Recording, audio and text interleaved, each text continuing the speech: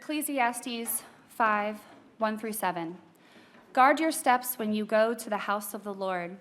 To draw near to listen is better than to offer the sacrifice of fools, for they do not know that they are doing evil.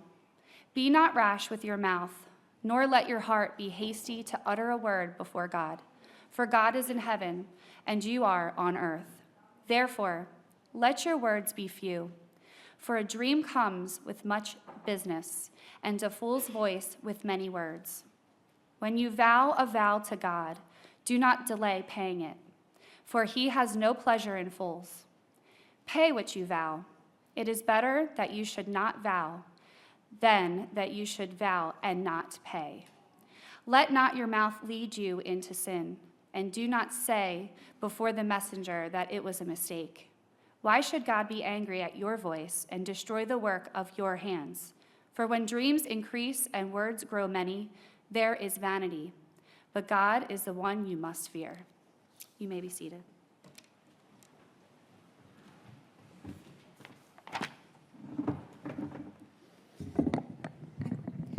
All right. A couple quick things. First of all, welcome to little Ben Egger, who is joining us for the first time this morning. It's tucked away over there. Tuesday, right? Yeah. Alicia picked up her 3 kids after STEAM camp, maybe had an odd look on her face. 2 hours later, Ben was born. A few hours later, they were back home. So they're pros at this. Number 4, I guess it just rolls. So it's great to have Ben with us. Special thanks also to everybody who helped out with the STEAM camp, everybody who helped set up, starting way last week, those who were here to help teach or just to pour into these kids, whether you're adults, whether you're the teens that were here helping. Thank you to those who were at home praying for this.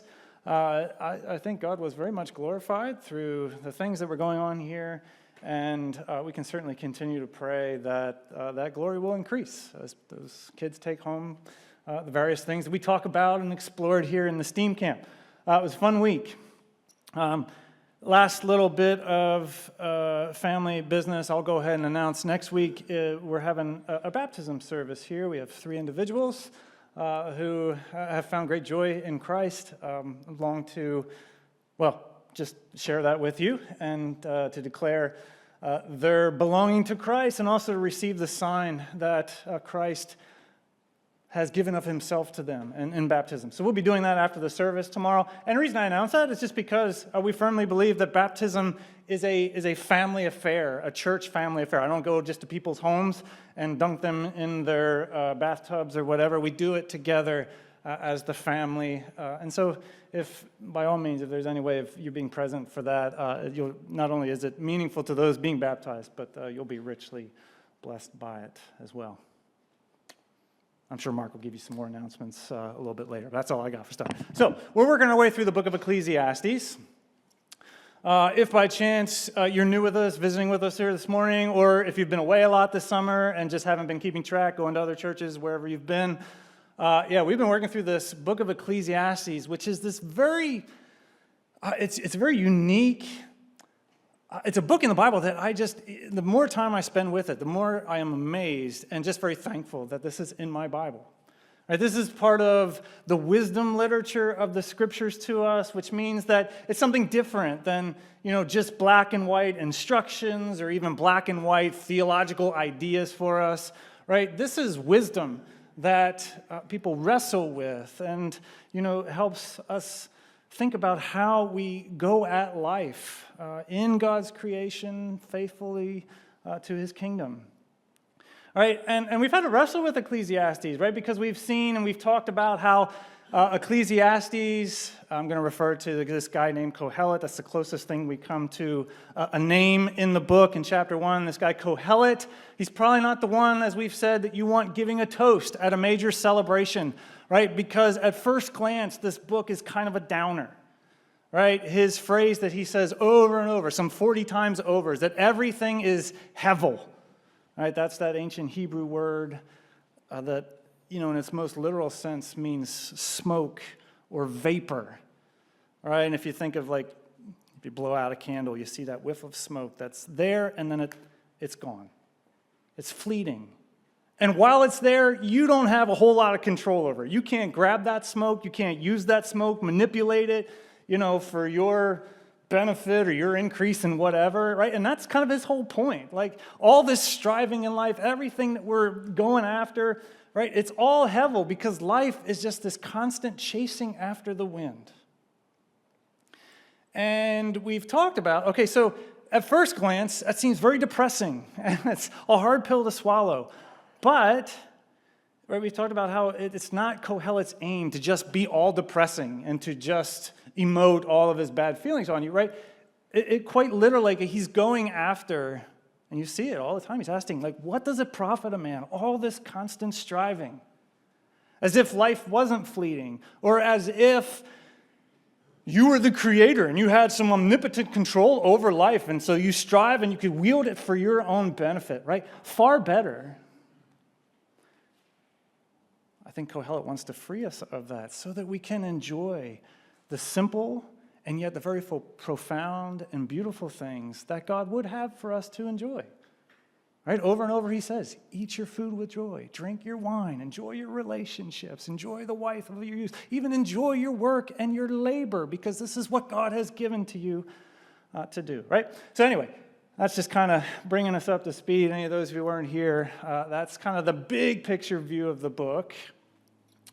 And what we're going to do in the month that we have left with the book is we're going to take some of his other little principles or his musings and his wisdom and just apply it to just certain things in our lives and the life of the church together.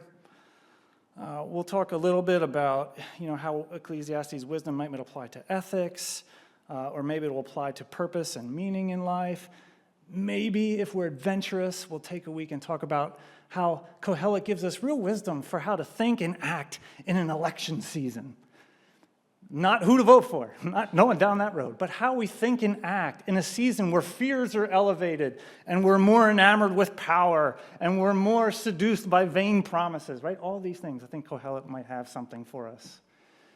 And today, we're taking Kohelet's wisdom and applying it to this business of corporate worship together as a church. How can we take the wisdom, this ancient wisdom of Ecclesiastes, and let it shape the way we think about what we do together when we come for worship? All right, and that's part of my interest, maybe that's my main interest, is that we would just talk through things that hopefully are all review, nothing new and deeply profound. Well, I should say they are very profound, that things that we can be thinking about as we prepare for, as we come together in worship. I'm maybe then, just as a side, somewhat interested in maybe explaining a little bit, based on the wisdom of Kohelet, why we do some of the things that we do here at Grace Church when we come together for worship. I was away 2 weeks ago. We went on vacation with my brothers and my mom and dad. We were down in Ocean City, and we were there over a Sunday, so we went to a church on the island there in Ocean City, and it's just my nature. As I'm there going through the service, I'm asking questions. Well, I wonder why they do that. I wonder why they do it that way. Or I wonder why they sang that song. Or what's the purpose of this? What am I doing, here as we're working through this?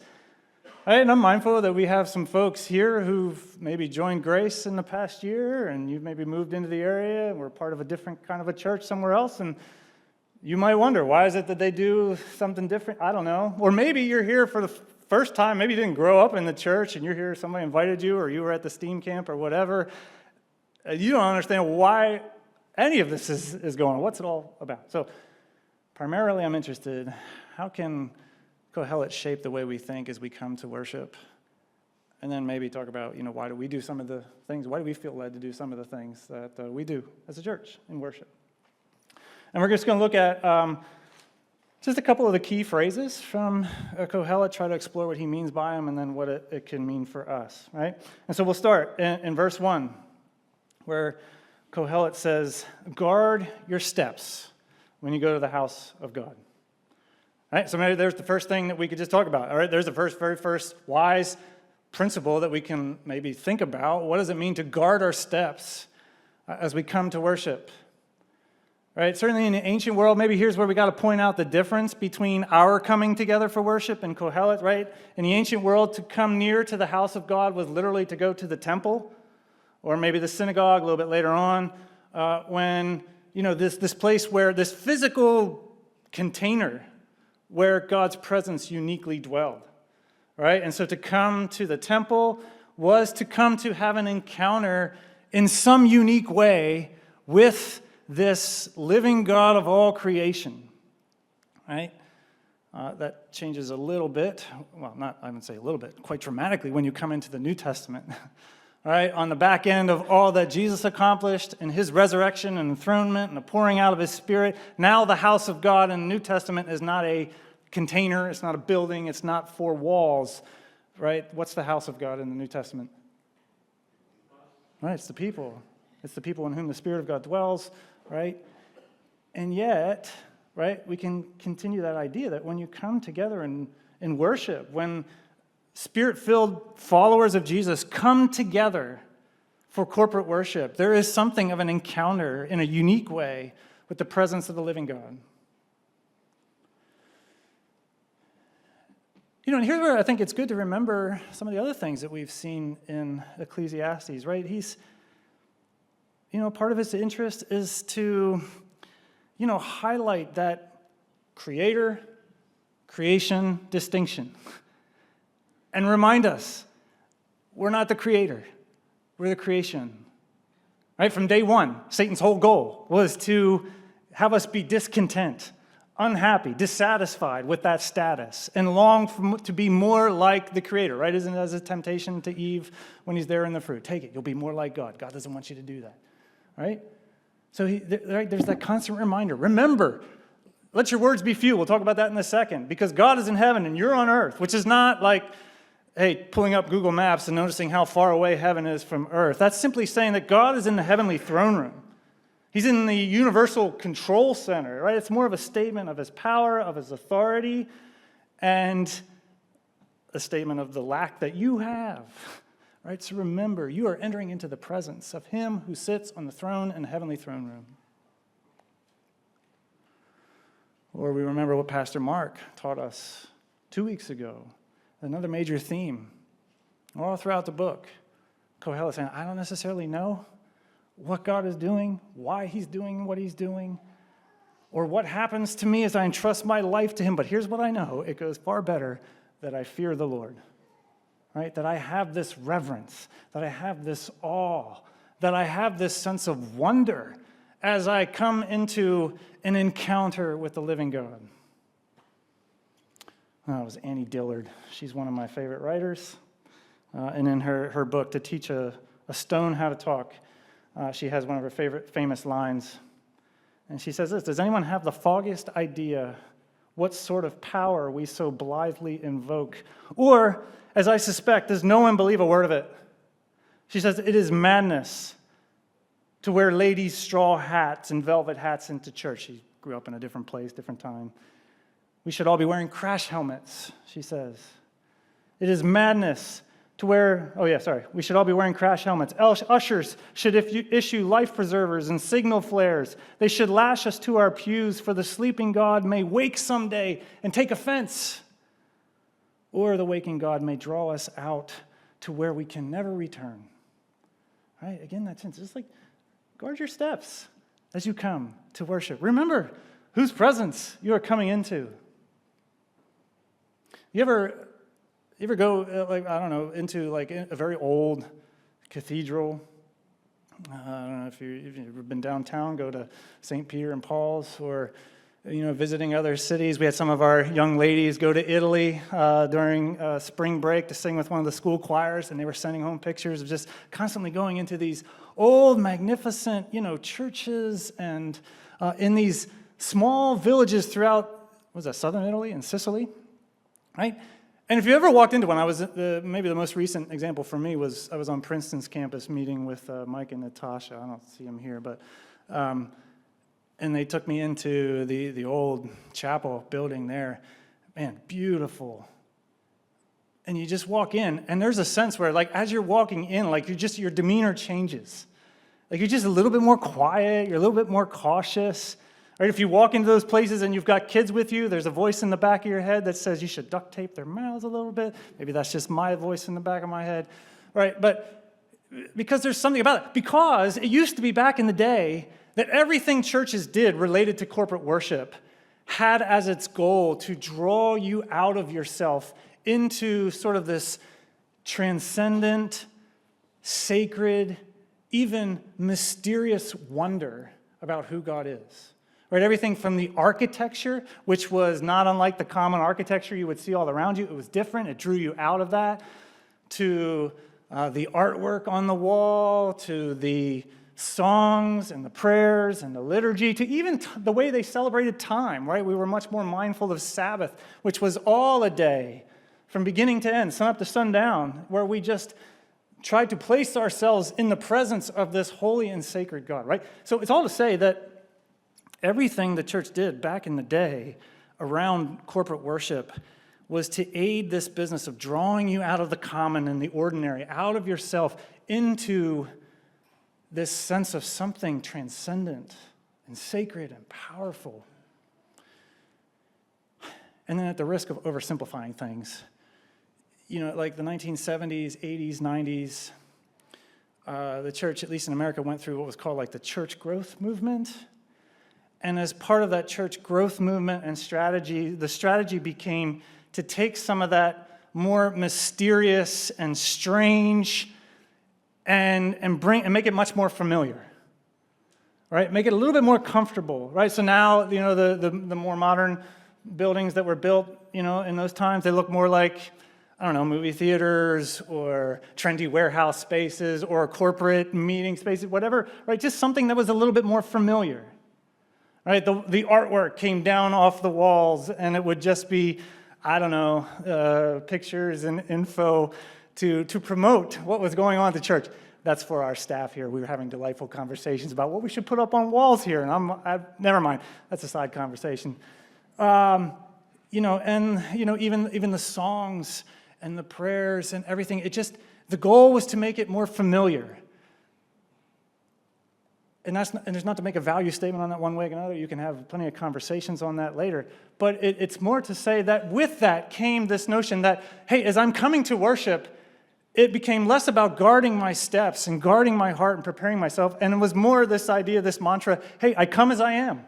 I come as we are.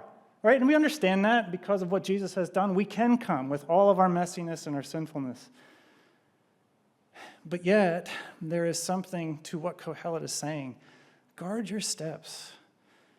Guard your heart as you come to worship. Prepare as you come. Even just stop for a moment and just think about what's happening. You are coming to have an encounter, at least in some unique way, with the living God of all creation, the holy, sacred, transcendent, mysterious, glorious God of all creation. And that's where the power in worship is going to be, right? So we pause and guard yourself. And as you do that, I think what you'll find is that coming in, then that becomes the desire, right? The desire and the mindset is not so much what I'm going to get out of this or whatever desires I may have been consuming me during the week. It's that, oh man, I want to encounter the living God. And I want to experience whatever it is that he has for me this morning on his terms, okay? What else does he say here? Here's another one. He says, let your words be few. That's an interesting one, especially after we've done a lot of singing, praying, and passing of peace with one another. Some of you might be saying, yeah, I like that, because I'm not a big singer-type person, and singing doesn't do a whole lot for me, so when everybody's singing, I'll just kind of stand there quietly and won't burden them by hearing my voice, and I'll just kind of ponder these things. Hold on to that thought. We'll come back to that. Let me just right now say it's more nuanced than that. Right? He's not necessarily just saying, hey, when you come, just be quiet, be silent. It's more than that. Like if you keep reading, like look in verse 2, he says, don't be rash with your mouth. Or don't let your heart be hasty to utter a word before God. he goes on, let's skip verse 3, but let's go into verse 4. And he starts talking a lot about vows. He says, when you vow a vow to God, don't delay in paying it, for he has no pleasure in fools. Pay what you vow. And he says it's better that you should not vow than that you should vow and not pay it. And look, he says, let not your mouth lead you into sin. And don't say before the messenger that it was a mistake. Why should God be angry with your voice and thus destroy the work of your hands? In other words, it seems to me anyway, that there is some linking between this yapping when we come to worship and this making of vows. So what's the business of making vows? Why in the world would I be coming to worship making vows? Remember it in the context of this book. What is he poking at? This constant striving for increase, for greater material prosperity, blessing, security, whatever. In fact, it's interesting that this passage falls between two passages that seem to be going after those who are preoccupied with the accumulation, the constant striving for wealth, right? And in the ancient world, the part of the way that you did that was, well, you get God on your side, right? If I want to increase in wealth, if I want my fields to be increasingly abundant and prosperous, well, I've got to get the Creator on my side. And so when I come to worship, I come making vows. Well, God, I'll give you 20%, or I'll give 20% to the poor and to the widows and to the orphans, or I'll give half of the profit of the yield of my fields. I'll give it to your priests or to your temple if you'll just help me out, get me out of this mess that I've created, or bless my fields, help them to be more prosperous and abundant, right? That's how you did it back then. You made your vows, you made your promises. Okay, but what have we seen Kohelet saying all throughout the book? Well, first of all, yeah, that's striving business. You don't have the control you think you have. Life is fleeting. Better to just enjoy what you have. But then second, and don't think for a minute that God is manipulated or that you have some control over God by your vows or by your righteousness or by whatever you think you bring to the table, right? We saw this a couple weeks ago when we were at chapter 9. It seems like even Kohelet wrestles with this. Like, yes, the lives of the righteous, he says, are in the hands of God. But whether that's for good or for bad, I don't know, because I don't know what God is doing, and I don't seem to have any effect over it. It seems like the wicked still prosper, and the righteous, no matter what we do, well, we may prosper, we may not.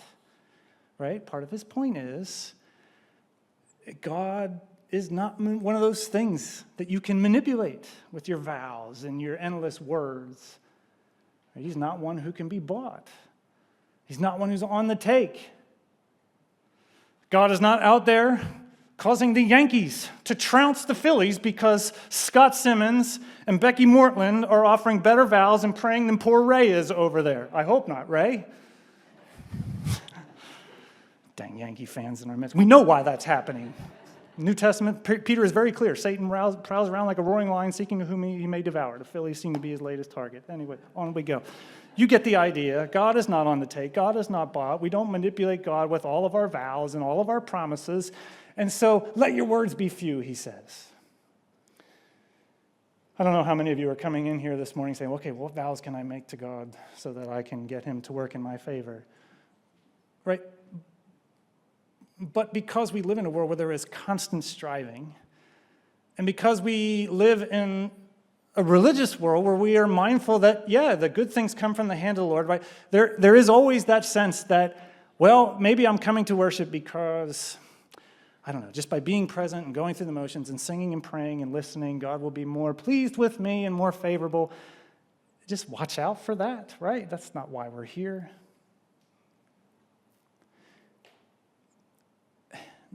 He does go on to say, which I think is important, he goes on to say that, well, it's not that we do nothing, right? If you've made vows, make sure you fulfill them.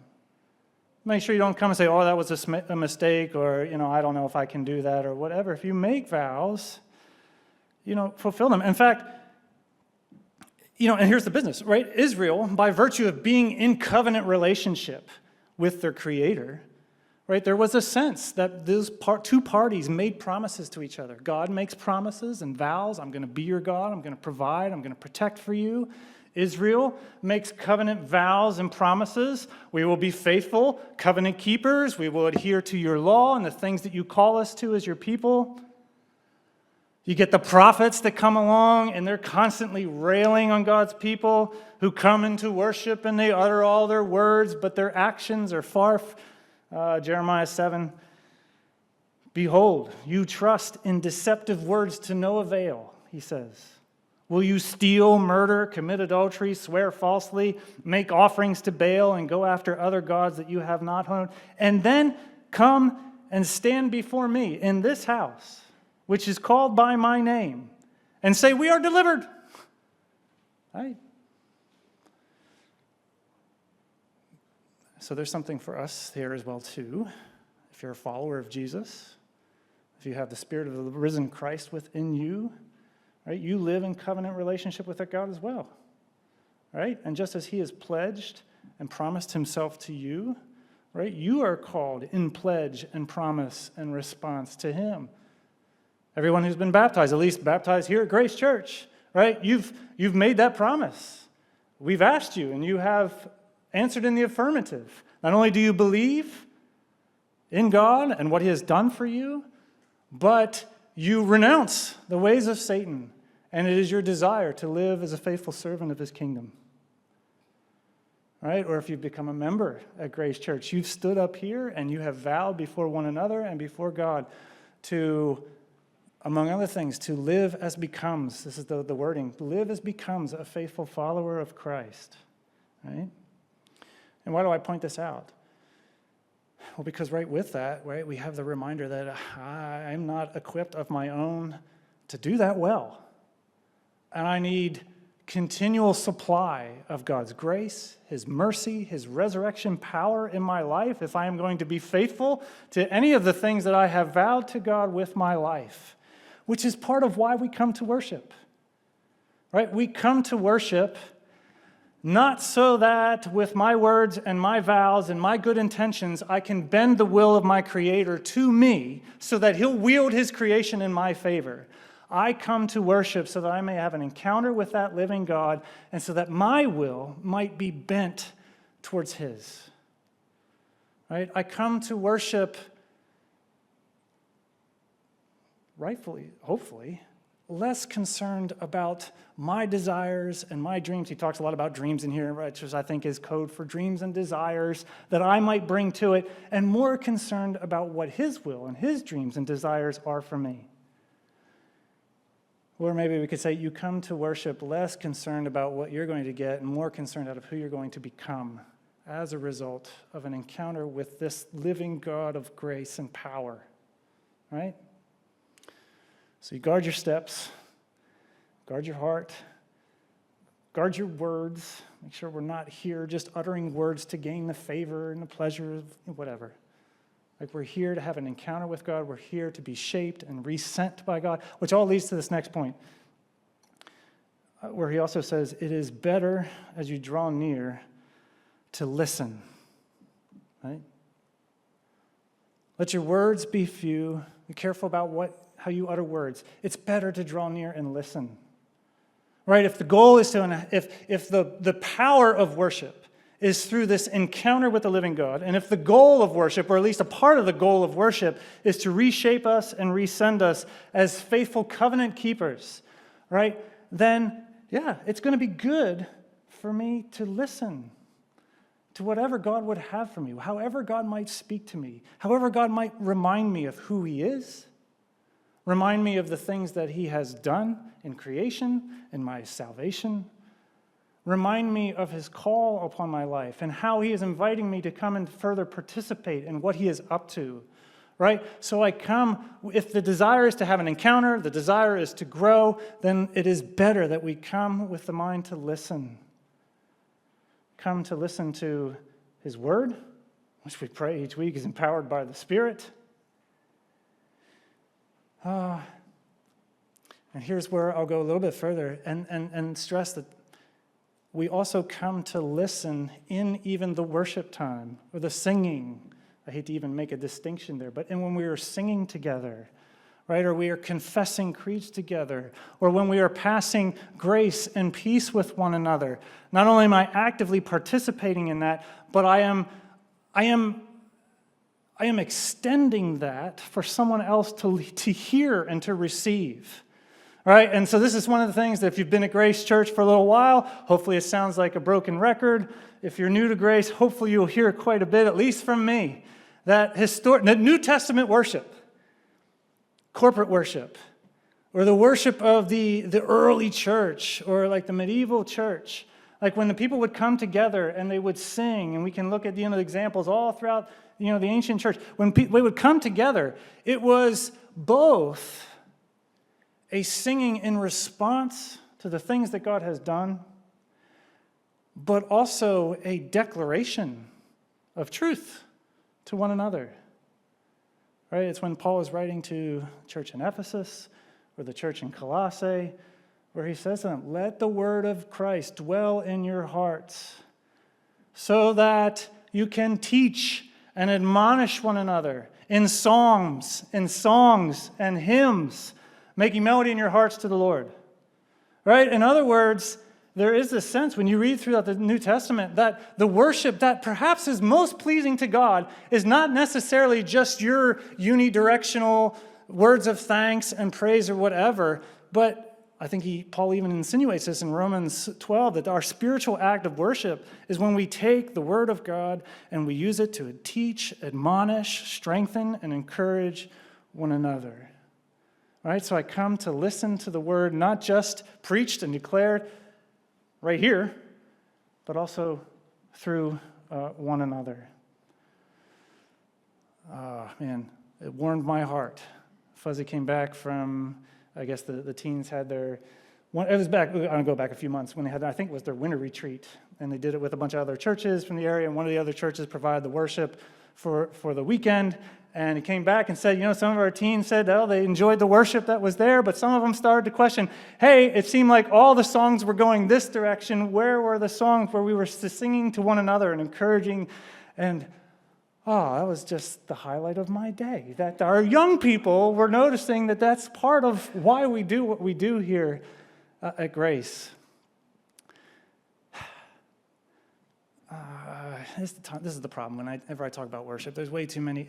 Preparing sermons on worship is the process of elimination of too many tangents. Let me just give you one more. And it's this, that do you know that modern contemporary worship is huge business? There is massive amount of profit to be gained in the contemporary worship world, not just by writers and bands and performers, but even more so by those who license it. Right? Every time a song is sung in a church or it's then streamed on YouTube, right? Those who license that music and who have ownership rights of those licenses, they get a profit. And this is a multi-billion-dollar industry, right? Why do I point that out? There's a lot of things that we could talk about that, but I'll just limit it to this to say that because what a lot of pastors and church writers are noticing is that corporate church worship is starting to be shaped by what sells. Right? Because, like you can notice it out there, the vast majority of the songs that are sung in broad mainstream evangelicalism in the church, around the United States, is predominantly composed by 3, 4, maybe 5 worship bands who are owned, at least the licensing of that is owned by certain power brokers that have a very strong vested interest in which songs are sung on Sunday mornings because it repays their investment. I don't want to sound too cynical. I don't want to sound like Raj here this morning, who's always railing on the corporate, whatever, benefits of this, that, and the other. But here's the point that many are noticing and saying that corporate church worship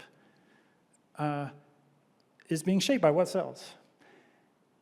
And what sells are not necessarily these rich, deep-loaded theological anthems, right? Or they're not like the vast majority of the Psalms, like the Psalms of Lament, that are pouring out despair and woe and bringing that before God. Or they're not the songs that are necessarily calling us deeper into life of sacrifice and pleading that God would help us to pick up our cross and deny ourselves and follow Jesus, right? It's more the songs that we understand this. This is how music works. The songs that make us feel good or encouraged, right? It's the songs that we like to sing when we're driving around in the car, throughout the week. Which is partly to say, you can notice this in a variety of ways in the whole transition of making church life and worship a little bit more familiar, less austere and all that stuff, or making worship about the stuff that sells, any of that stuff. You'll find, if you go grab the hymnals and you read the lyrics of the hymns, the older stuff, where there wasn't much profit to be gained, right? They're much more rich theological anthems about who God is and the power of all the things that he has done and will yet do. When that shift came, it just seemed like the songs were much more just about me expressing certain things to God and singing about the stuff that generally is just going to make me feel good. And I say all this to say that we're not going to be one of those churches, at least I hope not. I'm always pressing this on our worship leaders. Make sure you have a healthy balance of songs that both sing up to God, our response to all that he's done, but also declare to one another the richness of who he is, the climactic events of his salvation, all that is yet to come, and maybe join voices with the psalmists and crying out, how long? Right? And bringing all this, and pleading and supplicating before God for help so that we might play our part. Right? Or we'll never be one of those churches that turns all the lights down so that we can't see one another except for whoever's performing on stage. And we'll never be a church that hires professional musicians and makes it all, and that has the music too loud so you can't hear one another, right? But the whole goal, right? The whole reason we redesigned, or part of the reason when we were redesigning this space, that we turned everything inward instead of staring at the person in front of you, was so that we could create that feel where we are declaring the rich truths of who God is and what he has done and what he has yet to do and what he calls us to one another. That's a long way of circling back to when you come, it's good to listen. And we hope that what we do here in worship is stuff that is worthy to listen to, whether it's what I'm giving you here or what in our corporate worship we share with one another. Last thing, I could say, we could go on and on about that, but the last thing, maybe we'll close it up where he closes it up. When dreams increase, dreams and desires are run amok, and words grow many, everybody coming in vowing their vows so they can get God to work in their favor, there is hevel. There's that word. But God is the one that you must fear, right? Just a simple reminder that worship that is worth anything is worship that cultivates that sense of awe, or cultivates what Pastor Mark, preached about 2 weeks ago, that rightful fear of the Lord. Right? That fear of the Lord that calms the ailing, that calms the restless hearts. The fear of the Lord that puts all those other fears that dominate our life week in and week out, that puts those fears in its place. Right? The fear of the Lord that reminds us that with him and with an encounter with him alone is power and something greater. Sorry, I'm going to give you one more tangent. We're learning interesting things about worship from the younger generations. We started to see it in the millennials, and we're seeing it in even interesting ways in Gen Z, where on the one hand, there are a lot of millennials and Gen Z who can't be bothered with religion, corporate worship, and all that. They don't have time for that, and so they're pulling away from the church. But then some of them wind up coming back. And what's interesting is a lot of the ones who come back, or the ones who grew up in evangelical churches, became disillusioned with it, and start coming back, do you know where they're coming? In large portion, they're going to high churches. And what I mean by that is like heavy liturgical, mysterious, churches. Like in the millennial generation over the past, decade, 15 years, one of the most effective church planting movements, denominations in urban areas, hip, trendy urban areas, was actually the Anglican Church. Right? Or that was with the millennials. Now in Gen Z, there's even this odd thing in urban places where the young, secular, progressive, liberal Gen Zers, you know where they're winding up? They're going back to the Catholic Church. And they're going back to the historic Mass. And, you know, as we try to understand why that is, you see in their discontent with life and in their frustration and the malaise of life, they are longing for some transcendence, right? They're not looking for the God of the church growth movement who is very familiar and common, right? They get that day in and day out, week in and week out. If I'm going to come back and get invested in this God thing, he better be a God who is way beyond me, who is a God who, in and of himself, commands a certain reverence and awe and wonder. Right? And that's Kohelet's main point, right? Where dreams increase and we come into worship with our desires and the things we carry throughout the week and our words are many, trying to manipulate God, that's vanity, that's meaningless, that's hevel. God is the one you must fear. All to say, in our worship, hopefully, God will always be front and center. Not our dreams and desires, the things that we want out of our life. Hopefully what will be front and center is the glory of God and that glory that he invites us to. The glory that he would share with us. His wisdom, his glorious purpose, his kingdom. Right? All to say, come to worship. Guard our steps, we guard our hearts, we guard our words. We listen because the power is in the encounter. And if the goal is to reshape and resend us, the power is in whatever God would have for us. And as we close it and prepare for communion, right, I feel like we say what we've been saying each week, that Kohelet, he didn't understand half of it.